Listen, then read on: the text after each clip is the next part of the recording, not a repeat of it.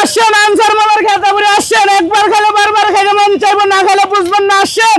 তো ওই হিসাবে সবাই আমার আবার খেতা মামা বলেও ডাকে, আমি খুব এনজয় করি, আমি খুব খুশি হ্যাপি। আসেন আনসার মামার খেতাপুরি আসেন, আসেন না খেলে বুঝবেন না। আসেন, এটা অন্যরকম একটা টেস্ট। আসেন এই চিকেন কার, আসেন আনসার মামার খেতাপুরি আসেন, আসেন খাবারটা অন্যরকম টেস্ট। আসেন চিকেন স্টিক আসছেন, চিকেন লেগ আসছে, টিকে খাওয়া আসছে, খেতাপুরি আসছে। আসেন খাবারটা অন্যরকম টেস্ট। আসেন চিকেন লেগ, চিকেন স্টিক কিছু লাগবে? আসসালামু আলাইকুম, আমি মোহাম্মদ আনসার গাজী। আমি এখানে মূলত আগে পানিপুরি বিক্রি করতাম, পানিপুরি ব্যবসা করতাম এই সঙ্গীত কলেজের সামনেই, নতুন রাস্তায় তালতলা আগার তালতলা টিকটক রোডে। এখন আমার এই যে খেতাপুরির দোকান, এখানে আবার একটা খেতাপুরির দোকান দিছি। এটার আপনি আসলে আমি একটু পুরান ঢাকা গেছিলাম, তো ওইখানে দেখলাম একটা খেতাপুরির দোকান অনেক ভালো চলে। তো ওনাদেরকে একটি আইডিয়া নিলাম, আইডিয়া নিয়ে তারপরে ওখান থেকে কিছু কারিগর আনলাম, কারিগর নিয়ে ভালো ভালো কারিগর, ওই যে আমার এই কারিগর এটা, এই একজন কারিগর, ওই তিনজন কারিগর দিয়ে এই ব্যবসাটা শুরু করছি ইনশাআল্লাহ। তো এখন মোটামুটি আলহামদুলিল্লাহ এখানে আমি অনেক ভাইরাল, আর বিভিন্ন দূর থেকে অনেক মানুষ এখানে আসে, অনেক কাস্টমার আসে, আইসা অনেক ভালো বলে, আবার ভালোভাবে খায়। এবং আমার কেউই খায়, আবার কেউই 100, 200, 300 বার পার্সেলও নিয়ে যায়। তো মোটামুটি আলহামদুলিল্লাহ ভালো চলে। আমি মূলত এই ব্যবসাটা শুরু করেছি আপনার 1,20,000 টাকা আমার মূলত পুঁজি, 1,20,000 টাকা পুঁজি নিয়ে আমি ব্যবসাটা শুরু করেছি। তো এখন মোটামুটি আলহামদুলিল্লাহ আমার 5 জন লোক খাটে এখানে, আর থাকা খাওয়া আমার কাছে, কারিগরের থাকা খাওয়া আমার কাছে।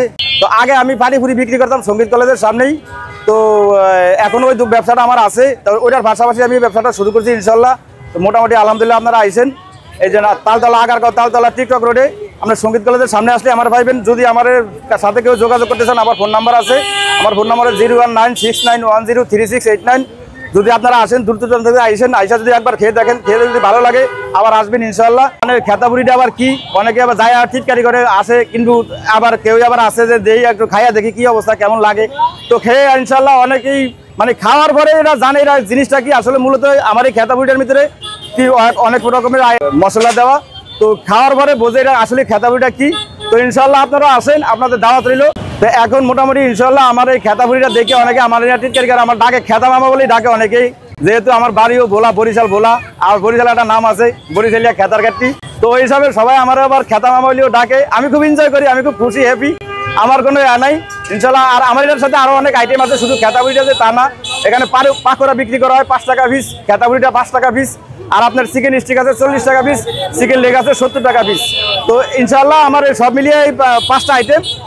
রাস্তার গানের দোকান দিয়েছি, অনেক আত্মীয় স্বজন আমার বলে, অনেকেই বলে যারা এটা আমার উপর লেভেলের, তারা বলে যে রাস্তার গানের দোকান দিয়েছে। আসলে ব্যবসাটা ব্যবসায়ী, ব্যবসা ছোট হোক আর বড় হোক, এটা ব্যবসা, এটা লজ্জার কিছু নাই।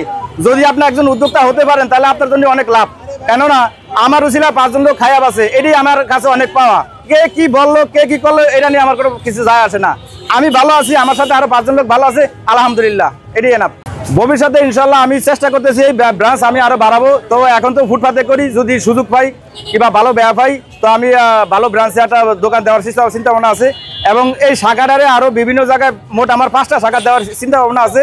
যদি ভালো প্লেস পাই তবে আরো 5টা শাখায় দেওয়ার চেষ্টা করবো।